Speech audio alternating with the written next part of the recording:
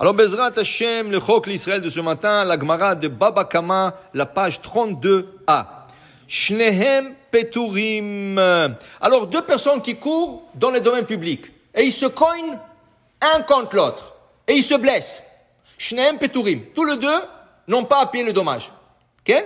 Dit la Gemara, Matnitin. Ce passage qui vient de la Mishnah, de l'oke ici Ben Yehuda. Ce n'est pas comme l'opinion d'un rabbin qui s'appelait ici Ben Yehuda.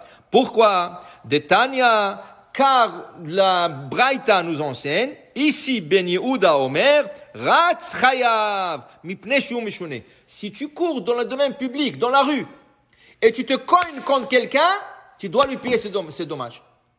Parce que c'est Mishune. C'est pas la manière normale de marcher dans la rue comme ça. Dans la rue, on marche, on ne court pas. Et si tu cours, tu fais attention. Et si tu blesses quelqu'un, tu es responsable.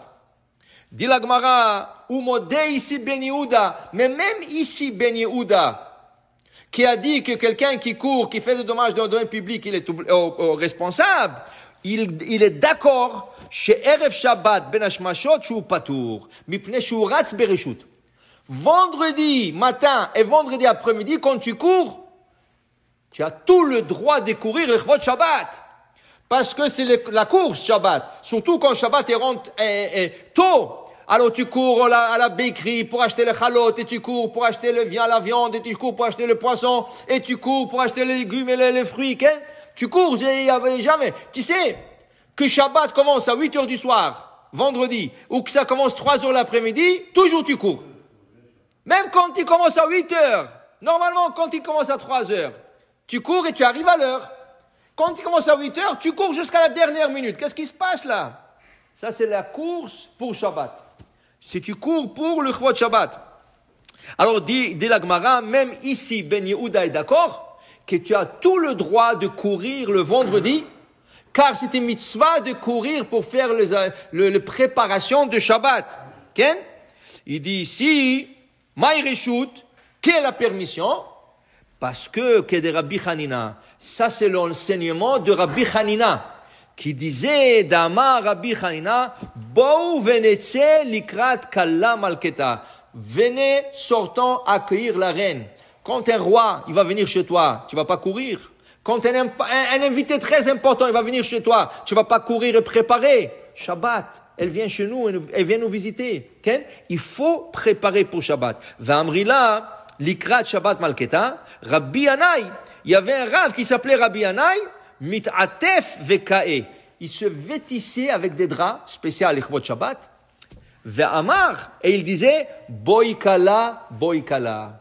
Là-dessus est basé le Chadodi, qui a fait Rabbi Shlomo el-Kabetz à Tzefat, au temps du Beth Yosef, et nous le chantons, Sepharad, Ashkenaz, Chassidi, on le chantons tous.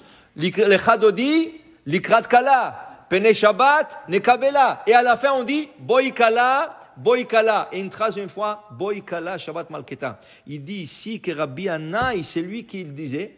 Et comment on appelle ça? Le Rav Shlomo el-Kabetz, il y a 500 ans, c'est lui qui a instauré ça dans le Lechadodi. Boikala, Boikala. Et le troisième fois, pourquoi? Ici, c'est écrit rien que 2 fois. La troisième fois, quand on dit Boikala, il faut la dire à voix basse.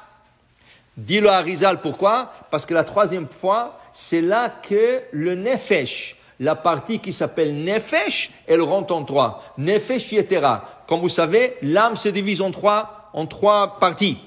Nefesh, Ruach, Neshama. Le 3 s'appelle Neshama. Mais cette Neshama se divise en 3. Une partie de l'âme, elle rentre dans ton foie. Une autre partie de ton âme, elle rentre dans ton cœur. La troisième partie de ton âme, la plus élevée, qui s'appelle Neshama, rentre dans ton cerveau. Le vendredi soir, nous recevons Neshama Yetera, une Neshama en plus. Cette Neshama, elle ne rentre pas tout de suite. Elle rentre en 3 parties. Première partie, quand nous disons Boikala, Boikala, la troisième Boikala, on le dit à voix basse, Boikala, il faut penser, Areni Mekabel, je reçois maintenant Nefesh Yetera, la partie de Nefesh supplémentaire de Shabbat. Quand le Hazan, tout de suite après, il va dire, Baruch et Hashem Amvorach, et nous répondons, Baruch Hashem Amvorach Leolam Vaed, on reçoit la partie qui s'appelle Ruach. Alors en disant Baruch Hashem Hamevorach, on dit Areni Mekabel, je reçois sur moi la partie qui s'appelle Ruach Yetera, Ruach supplémentaire de Shabbat. Et quand on va faire la prière et vers la Hamida, presque vers la Hamida, on dit Ashkivenu avinu le shalom, va'amidenu malkenu l'chaim tovim shalom, ufros alenu sukat shalamecha, vetakenenu malkenu. Là-bas, à Pores, sukat shalom alenu, là-bas, on reçoit la partie qui s'appelle Neshama. C'est pour ça qu'il faut se mettre debout. Dans chaque un de ces trois endroits, il faut être debout. Donc, pour Boikala, il faut être debout. Pour Baruch et Hashem Vorach, il faut être debout. Et à Pores Sukat Shalom Aleinu Israël, il faut être debout pour recevoir ces trois parties, parce que ça rentre de la tête aux orteils de pied, les trois parties ne rentrent. Et ça vient d'ici de la Gemara. Alors pour dire que quand quelqu'un court pour le Shabbat, pour la préparation du Shabbat, il a tout le droit de le faire vendredi. Pourquoi? Parce que on reçoit la Kala. Maintenant, le Shulchan Aruch nous dit, le meilleur jour de préparer le Shabbat, c'est vendredi. Mais il y a des gens qui travaillent. Et ils ne peuvent pas courir, ils ne peuvent pas. Alors qu'est-ce qu'ils font? Jeudi soir. Il y en a qui même jeudi soir, ils ne peuvent pas. Mercredi soir. Alors la Gemara, dans Gittin, nous enseigne la chose suivante. Notre semaine est divisée en deux parties. Dimanche, lundi, mardi, c'est une partie. Mercredi, jeudi, vendredi, c'est une autre partie. Dimanche, lundi, mardi appartient à la semaine précédente. Mercredi, jeudi, vendredi appartient à la semaine qui s'en vient. Donc, si tu dois préparer pour Shabbat et tu n'as pas le temps pour le vendredi, commence à partir de mercredi. Jeudi, encore mieux. Vendredi, le meilleur. Mais si tu ne peux pas et tu veux maintenant, si quelque chose arrive sur le marché, dis le Shulchan Aruch. Et si tu ne vas pas le trouver plus tard, et tu l'as trouvé dimanche ou lundi, achète-le. Et dis l'Ichvot Shabbat. C'est comme ça qu'il faisait Shammai. Shammai, quand il allait dans le marché, il trouvait un animal, ça veut dire une bête, un mouton, une vache, un poisson.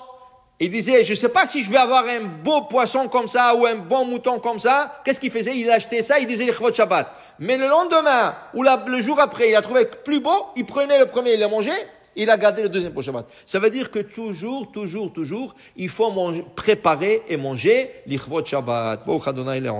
Amen ve Amen.